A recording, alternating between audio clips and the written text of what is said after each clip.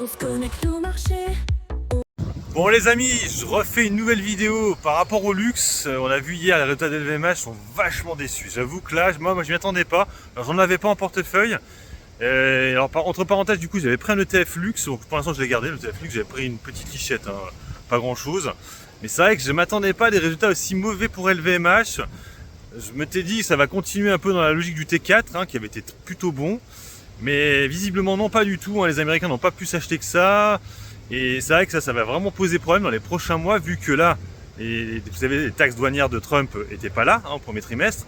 Là, elles commencent à arriver. Donc ça va encore moins consommer, vu que les prix seront plus chers. Donc bref, c'est compliqué. En plus, j'avais dit que l'euro-dollar, c'était plutôt pas mal, parce que le premier trimestre, il me semble que l'euro était plutôt fort. Mais ouais, ça s'est pas du tout vu. Ça s'est pas du tout vu. Assez dégueulasse, hein. Donc vous avez vu un négatif, les perspectives, pas les perspectives, mais le chiffre d'affaires.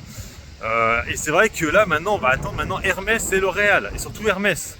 Le problème d'Hermès, c'est qu'elle est très haute actuellement, je trouve. On est toujours au-dessus des 2000 €.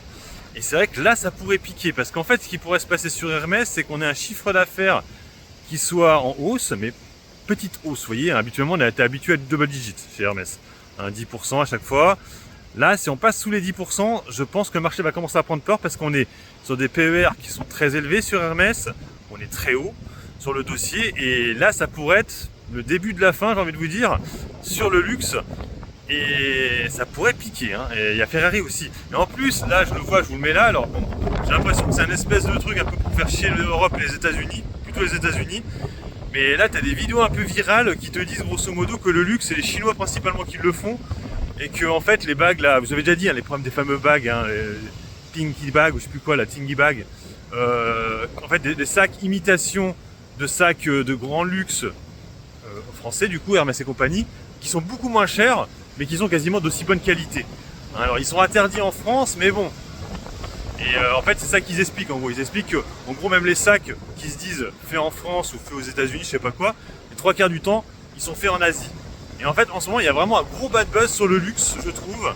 Et alors bien sûr pour l'investissement long terme ça vaut le coup, mais déjà que ça c'était pas très bon, c'est pour ça que moi j'ai préféré privilégier l'ETF. Après, le gros problème de l'ETF, c'est qu'elle a très peu d'encours. 8 millions d'encours, c'est très petit, et ça peut poser problème dans les prochains mois. Cet encours insuffisant, 8 millions, c'est vraiment ridicule. Et ça, c'est vrai que c'est ça le truc qui me fait un peu chier, mais je vois pas trop quoi prendre en fait. Et après, je vous dis, c'est pour jouer la spéculation sur des rachats, hein, parce qu'on pourrait avoir des Asiatiques qui pourraient racheter du luxe, hein. Ce serait possible, hein. Mais bon, je sais pas quand, hein, je sais pas quand. Et bref, ou des Américains aussi, hein, c'est possible. Bref, allez, sur ce, moi je vous laisse, bon investissement et puis bon trade, ciao ciao. Mon crypto merci, vite allez.